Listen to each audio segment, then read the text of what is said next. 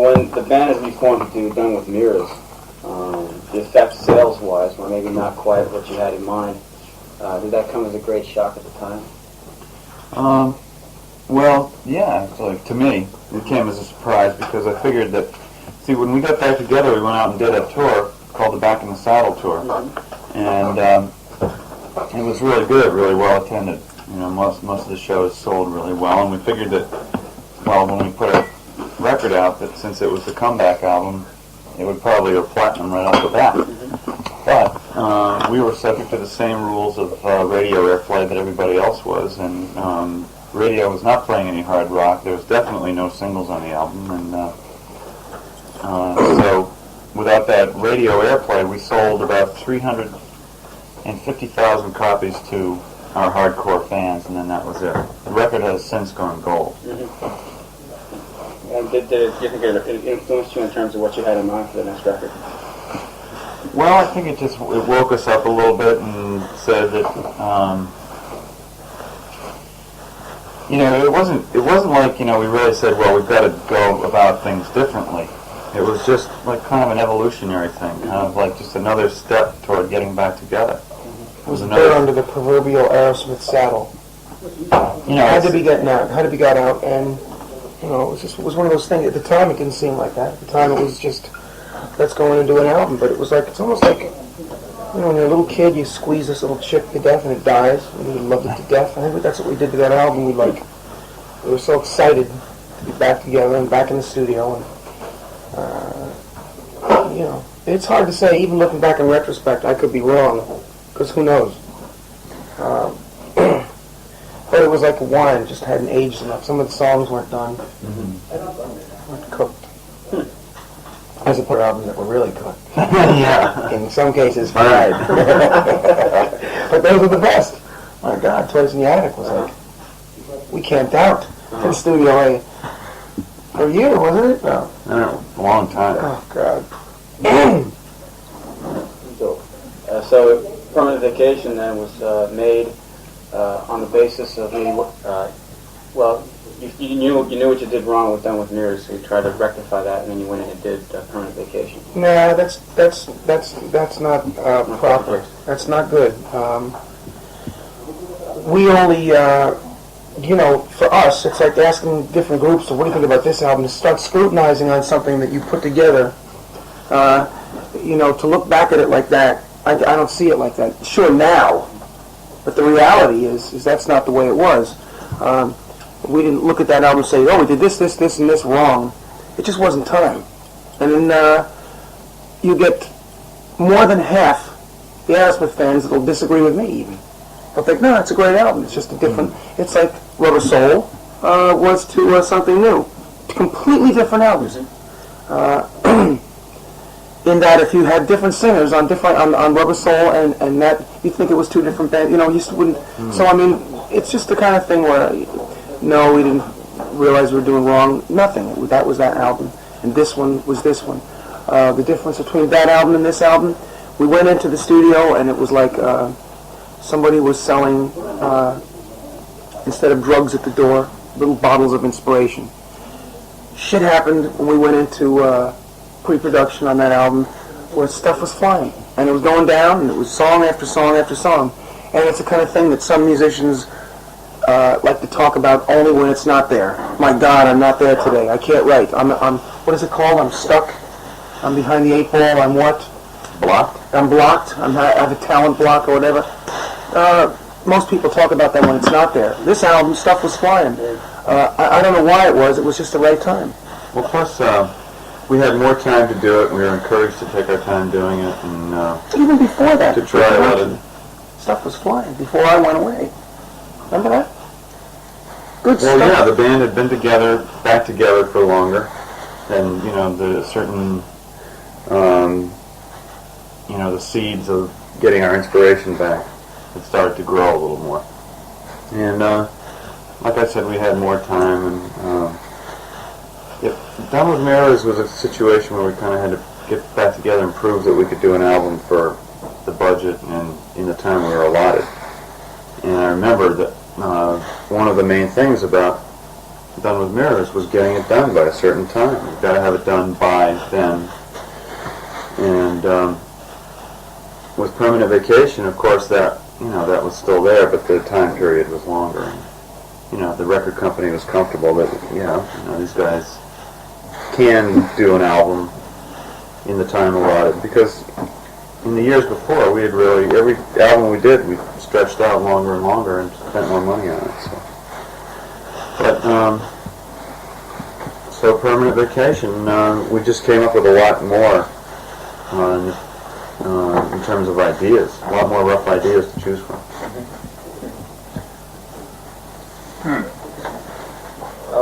Kind of equaled the status you once had back in the high life again, should we say. What's different from the previous time than now? What are the main differences?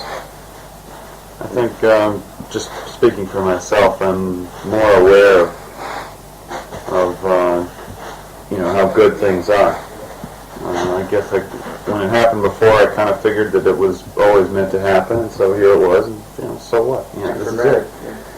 Now it's, a day doesn't go by where I don't, really sit down and think about it and appreciate it. It's corny, but it's really true. And we have a lot more to do with the strategy planning and the day-to-day business than we ever did. Is that right? Yeah. When you're a kid and you're starting out in a band, and it's not like it happened overnight. I think I was in bands 10 years before Aerosmith, or 7, 8 years before Aerosmith, doing the club scene that I hated, that we hated when we got together. But when 73, 72, 71 came around and stuff started happening, we started getting played, we heard our voices on the radio, we heard the band getting played on TV and this and that. I think, we all, every night was a party, So I'll have a drink, let's drink to that. And like Tom said, you tend to, not knowingly, you sit back on your laurels. And if you're the type of musicians that we like to be, which is innovative, coming up with new stuff all the time, because once you come and you get off on Train Kept a Rolling, that's okay for then, but you want to move on, try to write something better or different, or up or down from it, or whatever. You can't do it by celebrating how good you played Train Kept a Rolling last night, or Dream On last night, or that place last night. And you usually don't see that until you fall down and someone goes by you. And the new, Madonna or whoever's big something just flashed across the star. What was that? And someone looks over there.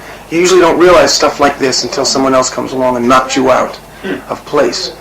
I remember getting knocked out, thinking I got knocked out of place when I had that motorcycle accident. I was in the hospital for 3 or 4 months, thinking, oh my God, knowing what the business was like, you step out of the limelight for 1 minute. It's like a dark room is a spotlight, and you're in it.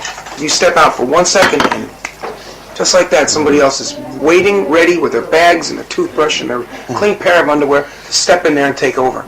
And that happened. And it wasn't until I think of 3 years of that, because they say that some people are thicker than others. Well, we were that person for a while, and that happened, and so it took 3 years to realize it.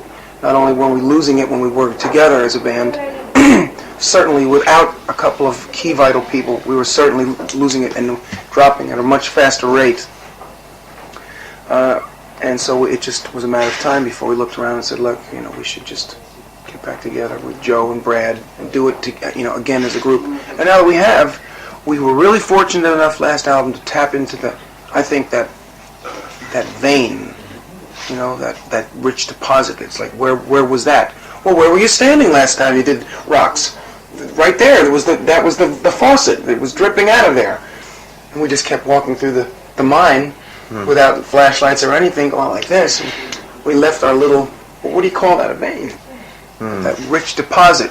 So we found it on the last album, and I'm real happy. Yeah, as a matter of fact, when I listened to the album back, it really reminded me of some of I could hear the same sounds and patterns as Rocks and Toys in the Attic, and it really made me feel good. It really made me feel like, we were back on our stylistic track again. And I really think that, we some of the things that, in retrospect, again, you look back and go, well, what were the things that got in your way? It was like attitude and this and that. And we took that away, and it was right back to the raw stuff again. I mean, you laughing on the album, the tone of the voice. The voice is my voice. The tone is back the way it was before. Not only that, but when we went in the studio this time, we had our shit together. We had the songs pretty much finished off. We did a lot of albums where we would get rough arrangements together and go into the studio, with the intention of putting it down the way we had it, but then we'd wind up making changes with every 2 takes, which, that can work in the studio. But for us, it just, wasn't working. And for this one, it was great that we had everything down, and instead of taking it apart and putting it back together in the studio, we went to Vancouver and did it with our producer. And so that when we did get in the studio, it was amazing how things loosened up, and we were able to just laugh and have fun and go in there and just work and go through the physical torture of putting those songs down just as as well as we possibly could play them. It's almost like you hear a lot of groups, I don't want to mention any names, but there's a lot of groups that out of the box are great. That's because the stuff they put on their first album, they've been playing in clubs for the last 5 years. Second album comes and it's whoops. Yeah. And so, and that's not to say that there's an awful lot of beautiful magic, almost at the point where I want to say, no man, the best songs come right out of your head and right onto the tape. That's true, but it's not true. There's a lot of great songs that have come that way. It can be true, It but can you be can't you can't plan on it. You Yeah. can't say, okay, this is the way we're going to do the album, because it might not happen. There's been a lot of last-minute songs that were the greatest of greats, Like Lord of the Flies. like Sweet Emotion, that was like not even going to be done, but So I mean, it happens. But I think the most fun I have, is when I have something in my back pocket already and bring it and go, oh yeah, we'll dig this shit.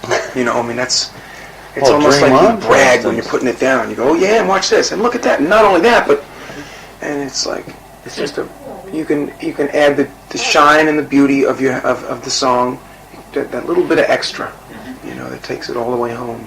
I remember when Dream On was coming about. I remember when I first heard you playing the piano parts, and I remember recording it in a friend of ours' living room, and then doing a demo of it, and doing a few different recordings of it, where we would have time to sit and listen to that, that version, and Stephen would come up with ideas on how he wanted it improved, until finally we came up with the final arrangement. But that would be over a period of months. Involved. Yeah, and then a few times we tried to do that in the studio between takes. Take one take and try to improve on that. The Reason a Dog, perfect example. Even when we were finished, I knew that it wasn't right. Something I would have never stood for in this album. This album, I purposely went 101% for everything. I listened to it one last time on the way back, and The Reason a Dog had a middle section, and originally it was it just wasn't right. It was good, it wasn't right. So it's things you learn. Can't really speak about the things you learn, How'd you learn Japanese so well? I've just been here for a zillion years. How long? 8 years now. I was a major back in school too. So. Japanese? Yeah, Japanese. Where are you from? San Francisco. Could you really speak it good? Oh, it's okay. How do you know? I can hear his inflections, like he can go from this into, or this stutter into that. Just seems. Well, maybe I'm not speaking as well as you think. Maybe. And how does he speak Japanese, good or bad? It sucks! He said it sucks, man. I don't want to talk about it. He's just saying, let me get to the next question with it. Yeah, right. Yeah. Yes, getting in your personal life here. We heard that, like I said a second ago, there was no alcohol, no cigarettes, no anything on this tour. You've got a therapist coming once a week to do something. That's a new one. I like that. They must have snuck them on us. Tell me, where'd you get that from? That's really a nice piece of meat. 誰が言ったのそのいや、そのディレクターが3週間に1回セラピストが来て、でアルコールの害をね解いて回るんだって。Who told him that? He said that a director from the record company Wow. said that you had like a therapist come over to lecture you on the evils of alcohol. Wow. No, I mean, we've heard lectures. I mean, I went to a rehab 2 years ago, Yeah. and at the rehab we heard lectures and listened to therapists barking at us and trying to show us the way and what an asshole I was, and how to live a little longer, Stephen, because you're going to die if you keep going the way you are. That was just a one-shot thing. But that's funny. What else did you hear? Well, like you said, that there was no tobacco, no drugs, no sex. No sex? Well, I mean, no groupies or anything, that kind of thing. Well, our wives are with us. That would be kind of indiscreet. Yeah. Not that, That's you know. funny shit, man. It's very simple. It's like Joe says, clean bodies, dirty minds. No, that's a line from Music Do the Talking. I got a squeaky clean body and a dirty mind. I mean, it's only, and the only reason I wrote those lyrics was for fear of when I cleaned up what people would think of me. At this stage of the game, I don't give a shit because I'm alive and they're dead. Simple. The reason the band is clean now is because I don't want to speak for anybody else. I'll just say that I am a drug addict and an alcoholic, big league, major league. And I was killing myself. Yeah. And all that inspiration and all that dream on and that style and that the band I was in back then and the shine and spit and polish that I accumulated was getting very foggy. But between you and me, if you were the world and I was the song, there was a big gobo in there. People couldn't hear it anymore and I couldn't see it, and it was getting. And the more drugs takes your shine away, your spark away, and you're dead. And so what the fuck good are you? You're no longer anything flashy. You're dull, and you're sitting in a corner going, ugh. And that's where I was. And I was dying, and the unfortunate thing is people don't see that when they're taking drugs. They think, oh no, I'm not that bad. People can't follow you around with a camera. If they did, you maybe wouldn't even stop then. There's a thing called denial, that people wear this mask of denial, which, oh no, not me, motherfucker, and on and on and on about what they don't know. I was fortunate enough, a couple of guys in the band, to be taught and shown by a few special magic people that were drug addicts and alcoholics themselves, and they said, hey, here's what you're doing, right? After such and such and such, I said, yeah. He said, well, you're going to die because he died, right? I went, yeah. And all those things that came to light, they brought, out into the open for me. So I saw that I was doing nothing but three things. I was going to wind up in jail, die, or wind up in an asylum. Because, oh God, my band, then you start putting the denial on it. The band sucked, that's why I take drugs. I drink because my wife yells at all that shit. It's bullshit. Every bit of it. So the only way to I just took their advice. It's a lot simpler. I'm just saying this. It took me, 3 years, 4 years to learn this. So maybe I got a message for other people, which is, if you're a drug addict and alcoholic, you don't have to be. You don't have to be. I don't want to say anything like, just say no, because that's just like that famous line of, too easy. Well, it's like telling a schizophrenic to just cheer up. Yeah, exactly. Yeah. It's just not the way. I can just give some examples of what I used to be doing and what I'm not now. And I really, like I said before, I don't care if the rumor is there's a therapist on the road. That's not true, but I can tell you there's lots of times I wish there was one out here. I mean, I had to learn how when I walk in a room and someone whips out some blow and goes, hey, here, have some of this. I have to just turn around and walk out. It wasn't easy. Learning that. It's so easy again. It's so easy just to say that now, but it's not. But the outcome of all this is that we took the drugs away. For once in my life, I listened to someone else. They said, you're a fucking asshole when you do drugs and you drink. Cut the shit. I listened to him for once. And 7-8 months ago, much to my surprise, the album took off. Everybody was talking, it's a new band. What happened? I'm going to get to the next question. And it worked. All I can say is it was the hardest thing in the world for me to put the drugs down and the alcohol down. But the benefits are unbelievable. So I just don't. So the band is, smoke and there's girls out there. Stop using everything as a band, as a group, right, so that we could support each other. And, instead of dedicating our energies to, well, I want to get high, just because you can't get high, that doesn't mean I shouldn't get high. Instead of that kind of real childish mentality, we decided, look, what are we trying to do here? What do we want? What do we really want out of life? We want the band. We want to rock and roll. We want to get on stage and have a blast with each other. And that's more important. And it took a while. It took a while for some of us to wake up, myself included. But it's just, I'll just end by saying it's amazing the good things that have happened for us since we made that sacrifice. It's an amazing comeback story. You started to panic because you still got a million questions. Yeah, we better shorten our answers. We're blabbing on here. Don't want to pressure or anything. Thinking back in retrospect, you think that your original style of music owes it all to the wild sort of life you were leading? I think it owes a lot to the powerful fantasy of being in a band, and to the kind of music that we love to listen to all our lives. No, I really don't think. I think people. That's a thing. It's a misconception. I think that it's just like the fact that the press is jumping in on the fact that we're straight now. They jumped in on the fact that we're getting fucked up. They used that and it shined and they sprinkled it with their little dust. And yeah, we were riding the comet. We were the comet, and everything was beautiful. But I mean, it's just like. They did the same thing with the Stones. They were getting stoned and Marianne Faithfull with a candy bar up her snatch and all that stuff, which is like, maybe if you really look at it, looking back in retrospect, that was the time when they were really going downhill because what happened next? Brian Jones died. But they looked at that as like whoop-de-doo and like, I don't think that was it with Aerosmith. Yeah, we carried on like motherfuckers. And I got to tell you that, I don't want to, we still do. There's no denying. I think I've come more in the last year than I did in 5 years of the 70s. I mean, if that's carrying on, to me it is now. I love that, and I can still remember.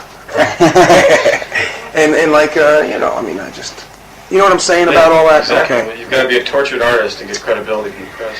Maybe, but again, they were drawing on things that, it's just like, it's like that sensationalistic, journalistic viewpoint. It's like, there's a gray hair in his head. Let's bring it all out, and it's like, that's not it. The ones that are growing underneath that. An artist can still be tortured. The creative process can be torture sometimes, but the kind of torture you go through is not as interesting to read about as it is if you can say, well, there's a lot of other kinds of destruction going on. So that kind of other stuff gets focused on. Yeah. And then the other side of the coin is that it's great that the press does that. In a way, ignorance, that type of stuff, works for the benefit because then they miss the thing that's really there and someone else jumps on that. So it's catch-22. What do you think of the people who kind of grew up with you guys originally, and now they're maybe about the same age as you? But bald? Well, no, they come to the concert and they want to relive their youth by seeing you guys again. Because, for example, this is your first time here in 11 years. Yeah, and we do see people that you could tell. You can tell. They're not teenagers. The majority of the audience was probably about. Well, no, it's just like the States. When we look out in the audience, I see mostly teenagers.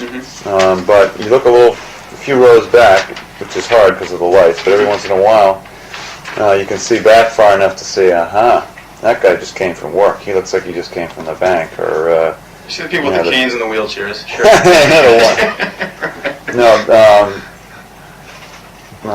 In the States, there's a lot of people, older, people that would like to come to see our shows, but our shows have a reputation of being extremely rowdy, and they're afraid somebody might throw up on their shoes or something.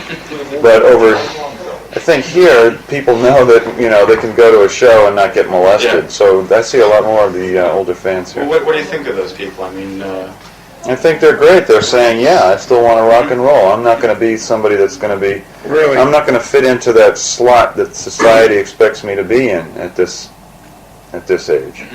I'm going to rock and roll." So you pretty much feel like they're in sync with you still. Yeah. Well, they're saying, "Hey, look, I can have a straight job and a straight life, and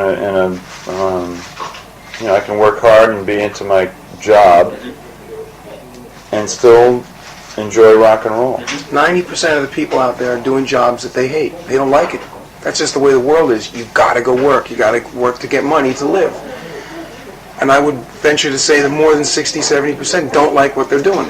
You know, so they got to be an outlet for it. And I think it's great that these people that still have the balls to come to the show and rock out. It's either that or stay home. Mr. Twiddle that lives next door, what an asshole he is. He's staying home but sneaking out Friday night, fucking the girls down at the Ginza. You know, that's what it is. And I think, you know, it's great that these guys can still come out. I see a lot of them. They were fortunate enough to put that stuff away that made them really, really dumb back then, but they still got that. That's great. I love it. As far as the wheelchairs and the canes go, there's always a place, stage left. It used to be on the stage, but our stage is so big now that we can't put anybody up there. We always had a place for those people. And maybe as older our audiences get, maybe that little place will become front row after a goddamn while. Have places where people can check their oxygen bottles. Thank God, man. Little Paul didn't stand there, you know. I love it. I know, I think about it. I go, when I was a kid, I thought, they were asking Jagger and these other groups, what are you going to be doing? It's like real intelligent question. What are you going to be doing in 20 years from now? Are you going to be rocking and rolling when you're 60? You fucking asshole. Yeah, because as many people that were there when he was 16, they're all going to grow up with him. As he gets older, so will they. And I got to tell you, rock and roll is like, it's such a good thing. I mean, that's why our society was fucked up for 100 years before this, because no one had an outlet. You know what I mean? Yeah, sure. There was no outlet. They couldn't go, "Wah!" And now they can. And that's a great thing for our society, especially with the computer age now, where they sit down and it's all day long like this. So. Well, this is the last question, by the way, but turning the tables around there, do you ever, any time during your career, did you ever wish you were one of the guys that's just a mundane job or living a mundane existence? It's funny because during the years when we were, not doing so great, if I can euphemize things, there were a few times where things were desperate enough to where I would feel envy for guys who just had a regular straight job because they knew where they were going to be the next day, they knew what they had to do, they had a life that they could look at the future and have some continuity. And I really, for a while there, I felt the lack of that. And it's not a comfortable feeling at all. Very, there's something about your work that gives you an opportunity to let you know where you're at and how you're doing. And if you don't have work to do, you just automatically feel like you're sliding to the bottom of the rung. And that's how I felt for a while. So, yeah, for a while there I did, but then once we got this on track, I'd never trade this for the 9-to-5 situation. How about you, Steve? I don't know.